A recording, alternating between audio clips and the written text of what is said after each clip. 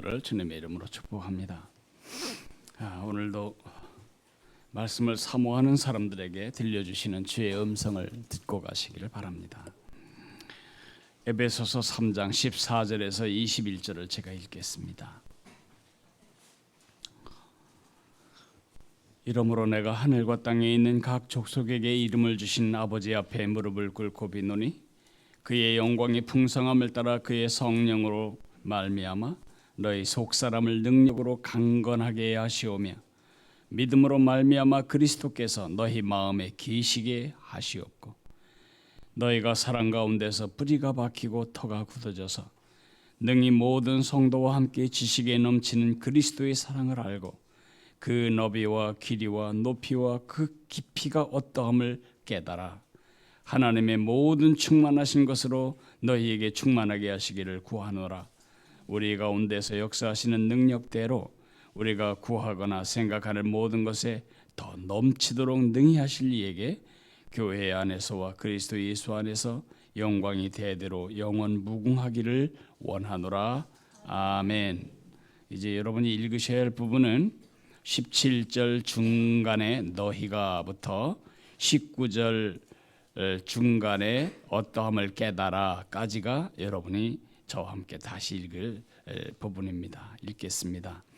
너희가 사랑 가운데서 뿌리가 박히고 터가 굳어져서 능히 모든 성도와 함께 지식에 넘치는 그리스도의 사랑을 알고 그 너비와 길이와 높이와 깊이가 어떠함을 깨달아. 아멘. 제2 인류, 다시 말해서 에덴 동산에서 타락한 날 이후에 모든 사람들이 가지는 사랑은 대단히 실용적이고 이기적인 사랑입니다. 이 사랑은 원래 하나님이 가졌던 사랑이 아니라 변질된 사랑입니다. 제2 인류가 갖는 사랑, 다시 말해 세상 사람들이 갖고 살아가는 사랑은 사랑할 가치가 있어야 사랑하는 것입니다. 공부 잘하는 아이를 사랑하는 선생님, 말 잘 듣는 자식을 더 사랑하는 엄마, 일 잘하는 사원을 더욱 사랑하는 사장님, 우리의 마음을 편하게 해주는 정치가, 내 마음에 드는 물건을 공급하는 가게, 내 입맛에 맞는 음식을 차려주는 음식점, 다 뭐죠? 사랑해요. 왜 사랑하죠? 나에게 도움이 되기 때문에. 그것이 실용적인 사랑입니다. 나에게 도움이 안 되면 아무리 정의로운 정치가도 나쁜 사람입니다. 나에게 손해가 된다면 아무리 좋은 정책이라도 그것은 사랑할 수 없습니다. 모두가 다 나에게 얼마나 가치가 되고 도움이 되느냐, 그것은 사랑하고, 나에게 도움이 안 되고 내가 사랑할 가치가 없으면 쓰레기처럼 버립니다. 그래서 그 사랑의 이름으로 우리는 인격을 말살시키고 삶을 파괴하고 가정과 세상을 파괴하는 것입니다. 얼마나 많은 경우 우리는 몸부림치는지, 우리가 왜 이렇게 죽을 고생을 하고 목숨을 걸고 돈을 벌어야죠? 왜 우리가 목숨을 걸고 공부해야죠? 살기 위해 하는 공부를 왜 목숨을 거냐고요? 공부가 목숨을 걸어야 주제냐고요?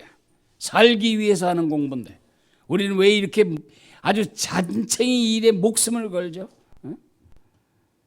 내 마음대로 지어지지 않은 아파트 때문에 결사반대하고 뭐 때문에 결사하고 우리는 목숨이 수천 개 있는 것처럼 목숨을 거는 이유가 뭘까요? 사랑받을 가치가 없을까 봐 두려워서입니다. 내가 공부를 못하면 가치가 없어져요. 내 자식이 시시한 학교 들어가면 사랑받을 가치가 없어지기 때문에 한평생 쓰레기 취급당할 거야. 그 두려움. 그래서 엄마들은 지금도 편안하지 않은 것입니다. 내 자식이 뒤처질까 봐, 사랑받지 못할까 봐. 제 은사 중에 페리 다운스 박사님이 계십니다. 이 페리 다운스 박사님은 구척 장신인데 그분 앞에 서면 그 몸 때문이 아니고 그가 가지고 살아가는 사랑 때문에 제가 난장이가 되는 느낌을 한두 번 받은 것이 아닙니다. 그는 자기가 낳은 자녀가 없습니다. 지금까지 20명도 더 넘는 자녀를 입양해서 키워서 보내고 그렇게 합니다. 포스터 홈을 하면서 어떤 아이는 2년, 어떤 아이는 5년, 어떤 아이는 지금 근 20년을 데리고 있는 아이도 있습니다. 흑인 아이 하나를 입양했는데 처음에는 조금 해서 안 왔는데 이 아이가 자기보다 몸집이 커졌어요. 얼마나 그 걷지를 못하니까 몸은 태산 같은데 그걸 목욕시켜야지 그 모자라는 지성적으로 모자라고 육체적으로 모자란 그 아이를 목욕시켜야지 그 아이를 휠체어에 채워야지 하루에도 몇 번씩 그 산보시켜야지. 그러면서 그는 한 사람이 얼마나 중요한가를 우리에게 가르쳐 주시는 사이십니다. 근데 한 번은 18개월 된 남자 쌍둥이 아이 둘이 이제 그 가정에 들어온 것입니다. 그래서 우리가 둘은 힘듭니다. 그러니까 6개월만 좀 맡아주세요. 그래서 그렇게 하겠다고. 근데 이제 자기네 집에 오면 아이들이 보통 아이들이 다 문을 빼꼼히 열고 나와서 이 집은 어떻게 생긴 집인가, 냉장고엔 뭐가 있나, 집은 어떻게 생겼나 이런 거 다 돌아보고 호기심 있는데 그 두 아이는 일체 방 안에서 나오질 않는 거예요. 18개월짜리니까 얼마나 극성 떨 때예요. 그래서 한 30분쯤 있다가 이 문에 귀를 기울여 보니까 아무 소리가 없어요. 그래서 이 아이들이 특별히 얌전한가 보구나. 그리고 이제 너무 고단해서 잠이 들었나 보구나. 그 부부가 문을 열고 들어간 순간 감당할 수 없는 일이 벌어진 거예요. 두 아이가 입을 이렇게 막고 소리를 내지 못하고 흐느끼 우는 거예요. 그 눈물이 얼마나 많이 흘렀는지 아이들이 베개가 아주 흥건하게 젖은 거예요. 나중에 알아보니 이 집에 9번째로 이제 태어나서 9번째로 온 집인데 운다고 하도 손찌검을 당해가지고 울면 또 맞아야 하고 울면 또 쫓겨내야 되니까 이 어린 것들이 입을 막고 흐느끼 우는데 소리를 못 내고 눈물을 흘리며 베개를 적신 이야기를 하는 것을 들었어요. 이것이 어쩌면 제2인류로서 여러분과 내가 가졌던 삶의 모습입니다. 추하면 쓰레기 되고 실력 없으면 등신 취급받고 가치가 없으면 사회에서 별 볼 일 없이 변두리로 밀려가고 시험 떨어지면 인간 취급도 못 받고 우리는 이렇게 제2인류로서 이런 사랑을 아주 깊이 경험하고 너무 많이 상처를 받아왔기 때문에 가치가 없는 사람이 될까 봐 우리는 아주 쉼이 없어요. 늘 불안한 겁니다. 엄마들이 뭐 극성 떨기 좋아서 치맛바람 휘날리겠어요. 자기 자식이 이런 세상 속에 혹시 쓰레기처럼 만들어질까 봐 그게 두려워서죠. 우리의 삶을 지배하고 있는 가장 무서운 정서가 뭐냐? 두려움이에요. 내가 돈이 없으면 나를 어떻게 볼까? 돈이 없이 늙었을 때 자식들이 나를 혹시 개 취급이나 하지 않을까? 개털 취급이나 당하지 않을까? 그래서 어른은 어른대로 애들은 애들대로 모두가 다 입양된 18개월 아이처럼 소리는 내지 못하고 입 다물고 흐느껴 우는 것입니다. 제가 여러분에게 오늘 아침 거기서 여러분이 해방될 기쁜 소식을 꼭 전해야 되겠다고 생각했습니다. 제3인류가 확실합니까? 예수님이 십자가에서 여러분을 위해 죽으신 것이 확실합니까? 그 예수님이 여러분의 주인인 게 확실합니까? 제3인류로서 여러분 그렇게 살 필요가 없습니다. 제3인류가 아는 다른 종류의 사랑이 있기 때문입니다. 그 다른 종류의 사랑이란 뭐냐? 쓰레기를 걸작품으로 바꾸는 작가의 사랑 같은 사랑입니다.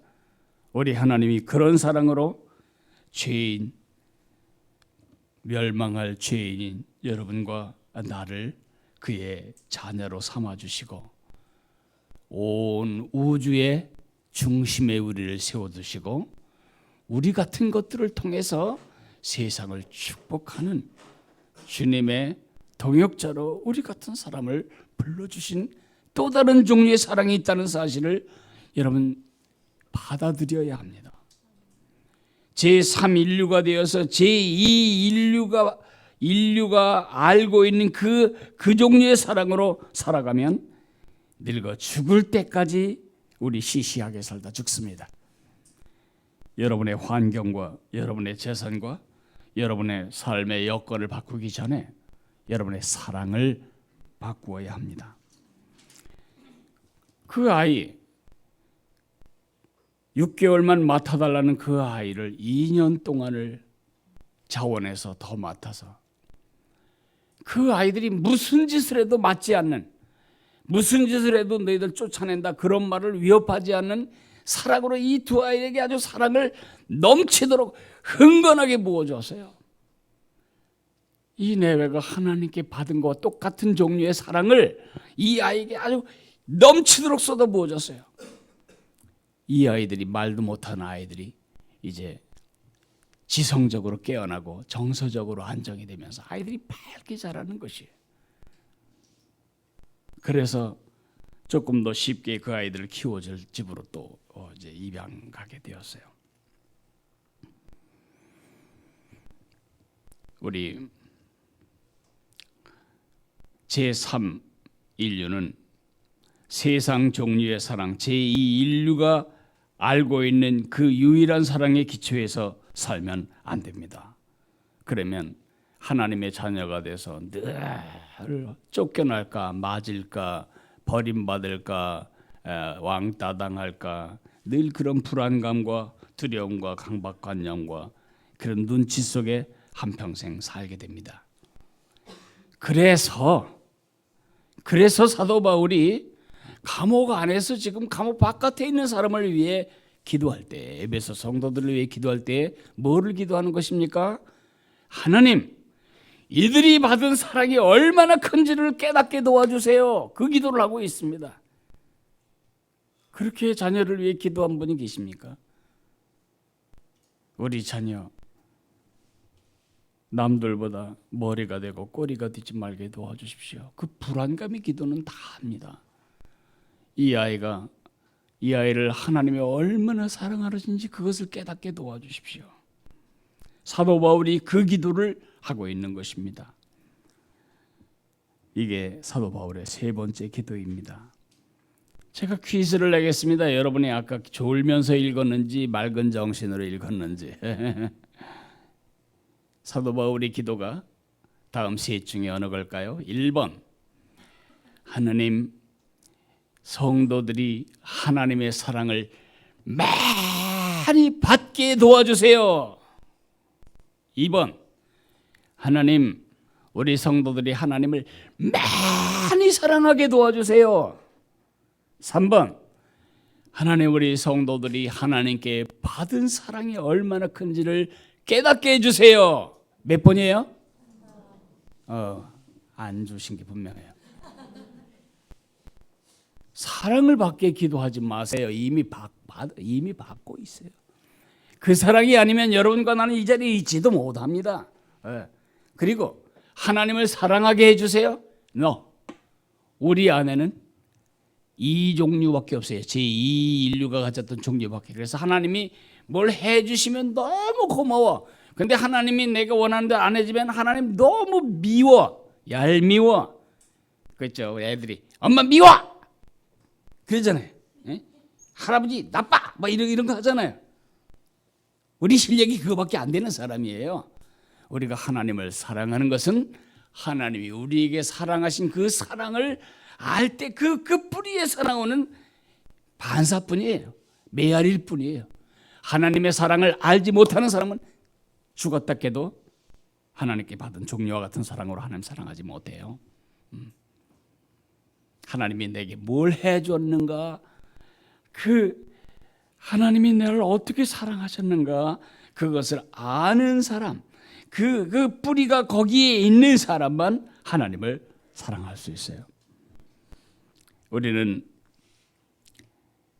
여기 하나님의 사랑을 깨닫게 해 주십시오라는 사도 바울의 기도가 얼마나 중요한지를 알아야 합니다. 그 하나님이 나를 얼마나 사랑하셨는지를 알 때에 내 가치가 달라집니다. 저는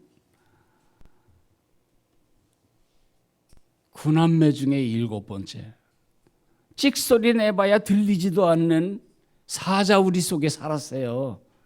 그래서 저는 소리내서 소리질러 싸운 적도 없고 막 소리질러서 내 존재감을 입증하기 위해 울어본 적도 없어요. 내 생각에.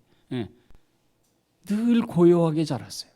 그래서 지금 목소리도 고요하고 성품도 고요하고, 목소리 큰 사람이 5분의 1밖에 성량도 안 되고 그냥 이렇게 시시껍절하게 살다가 죽을 뻔한 사람이었어요. 내가 하나님의 사랑을 받고 보니까 내 가치가, 내가 이루는 성취 때문에 내가 가치 있는 게 아니에요. 내가 이루는 어떤 업적 때문에 내가 가치 있는 게 아니라고요.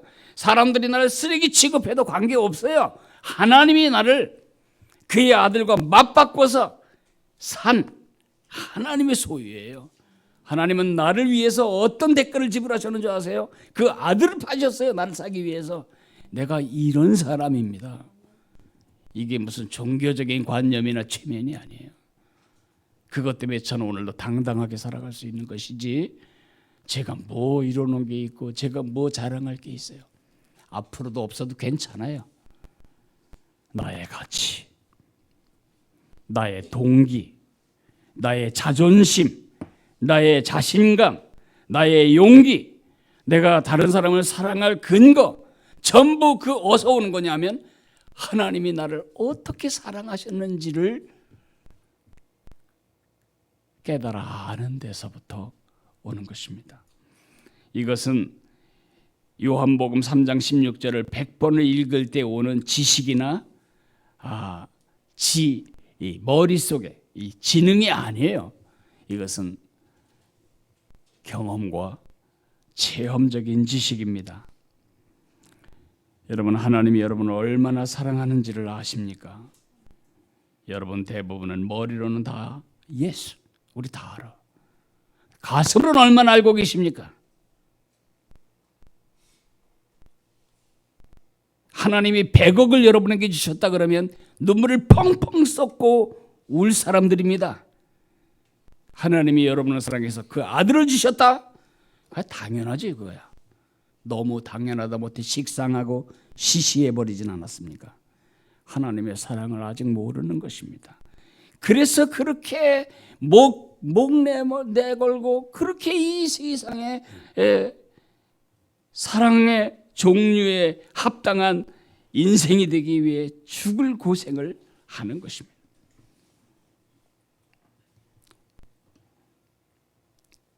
여러분, 가슴으로 하나님을 사랑한다 그렇게 하고 싶은데요, 실적이 없어요. 하나님의 실적이. 날 진짜 사랑한 걸 아무리 생각해도 별로 없어. 대학을 한 번에 붙게 해주셨나? 내가 진짜 마음으로 사랑했던 첫사랑하고 결혼을 하게 해주셨나? 내가 제일 원했던 건 아들이라도 딸을 주시지 않았나? 또 취직자리 내가 그거 원한 거 아닌데 거리 하시지 않았나? 내가 추진했던 그 프로젝트 성공해서 지금 자리가 아닌데 그걸 성공하게 해주셨나? 아무것도 해준 게 없네 하나님이. 여러분이 그렇게 생각할까 봐 제가 말씀을 드립니다. 하나님이 여러분을 사랑하는 체험적인 증거가 뭐냐고요?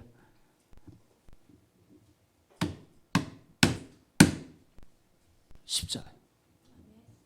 사도 바울은 말합니다.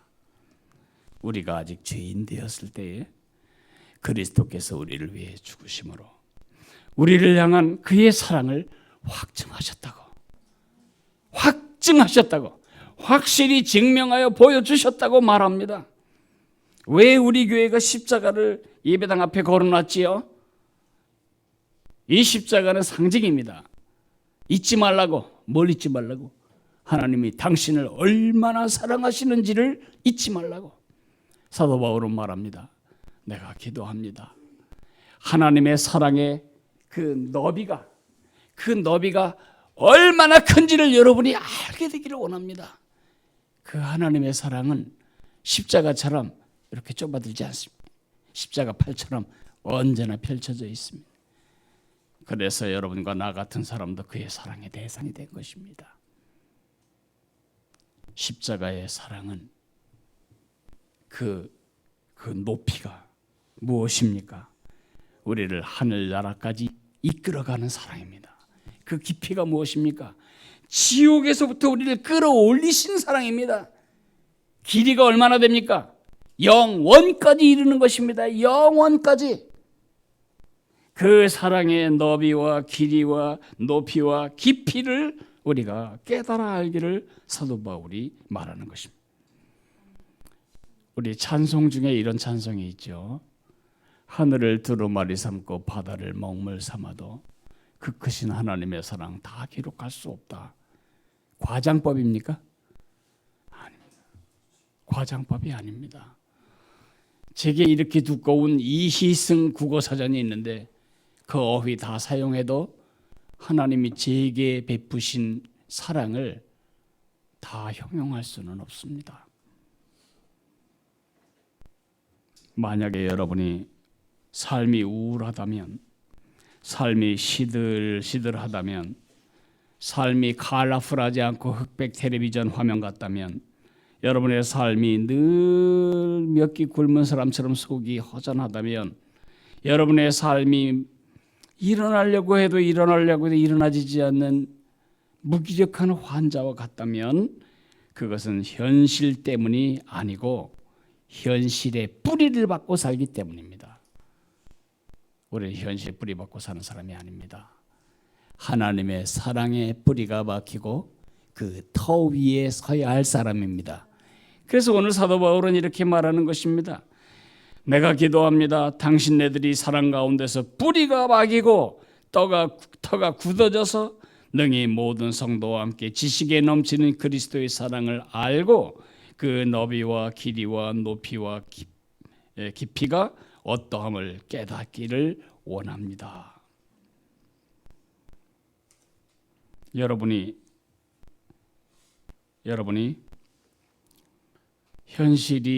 내 현실이 뭔지 당신이 알기나 하고 그렇게 쉽게 말합니까? 이렇게 마음으로 반발할 수 있습니다. 인정합니다. 여러분의 현실, 그 아픔을 누가 알겠습니까? 그러나 물어봅시다. 여러분이 지금 사는 삶이 사도 바울의 삶보다 훨씬 고통스럽고 힘든 현실이라고 주장할 수 있습니까? 없습니다. 양심이 있다면 그렇게 할 수 없습니다. 네, 사도 바울이 이렇게 노래합니다. 누가 우리를 그리스도의 사랑에서 끊을 수 있으리요? 환난이나 곤고나 핍박이나 기근이나 적신이나 위험이나 칼이야. 기록된 바 우리가 오늘 종일 죽임을 당하는 도살할 양같이 여김을 받았다이다 한과 같으니라. 그러나 이 모든 일에 우리를 사랑하시는 이로 말미암아 우리가 넉넉히 이기느니라.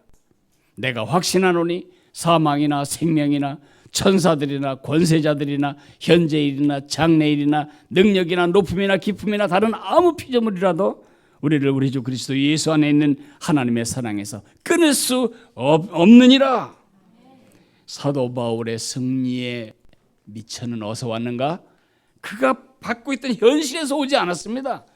그는 주님의 사랑이 뿌리를 받고 살았습니다. 그걸 터전으로 세웠지 현실 위에 세우지 않았습니다. 여러분의 삶이 설 현실을 구축하느라고 인생을 다 낭비하지 마세요. 그 현실은 언제나 여러분을 속입니다. 오늘 잘 된 것 같아서 든든한 줄 알았는데 내일 속이면 여러분 또 넘어집니다. 무너집니다. 언제까지 속으실 겁니까? 그 현실의 이 변덕에 따라 조울증 걸린 환자처럼 기뻐했다가 슬퍼했다가 이 변덕을 언제까지 우리가 계속해 나가야 합니까? 여러분의 뿌리를 현실에 두지 말고 주님의 사랑에 두셔야 제3인류다운 삶을 살게 됩니다. 제가 어디선가 읽었던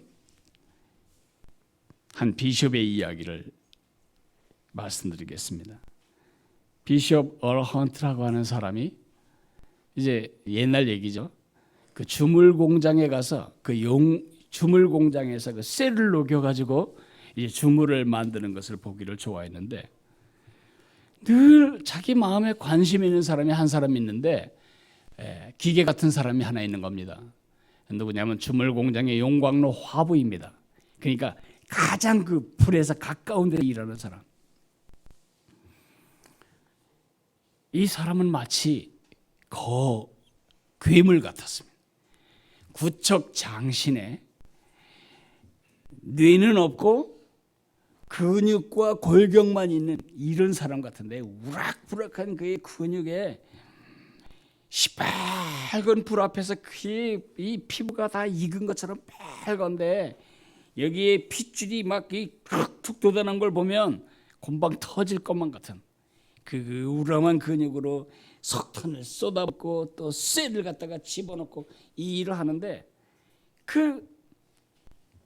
저 사람은 사람이 아니지 싶다. 근데 한 번은 말이죠. 이 사람이 막 비척비척하는 거예요. 너무 열기가 뜨거우니까 막 이렇게 어지러워서 뭐 비틀거리다가 폐렴과 현기증이 나는지 그 불 열기가 없는 이 그늘 쪽으로 피해 가지고 땀이 온 몸에서 강수처럼 흐르고 비척비척거리는데 벽을 짚고는 이 짐승 같은 사람이 손을 이렇게 해가지고 자기 목을 이렇게 쓰다듬는 것입니다. 너무 사랑스럽게 너무 방금 전에 했던 그 짐승 같은 그의 근육질과는 다른 아주 섬세한 손짓을 하는 것입니다. 저 사람이 지금 뭘 만지고 있을까? 왜 저러고 있을까? 목이 아픈 걸까? 나중에 환한 빛 앞에서 작업을 할 때 자세히 보니까 이 금목걸이 끝에 걸린 조그만 십자가, 그 십자가를 손으로 만지고는 또 회복이 되어서 또 나와서 일하는 것입니다. 그리고 또 너무 지치고 힘들면 또 그늘에 가서 그 십자가를 만지고 또 가는 것입니다. 저는 여러분에게 이번 주간에 금으로 된 목 십자가 하나씩 다 목에 걸라 그런 말 하는 게 아닙니다. 그에게 십자가는 그 하나님의 사랑은 그 고단한 삶을 이겨낼 실체적인 힘이었다는 사실입니다. 여러분에게 십자가는 얼마나 큰 자산인가요? 주일날 한 번 와서 바라보는 교회, 여기가 교회 공간이구나, 그런 정도의 마크에 불과합니까? 그리스도의 사랑 때문에 그 뜨거운 열기 속에서도 어찌러찌란 그 열기 속에서도 삶을 세우는 능력이 되었던 주물공장 용광로 화부처럼 우리는 날마다 그 십자가의 사랑을 붙들고 거기에 뿌리를 내리고 살아야 합니다.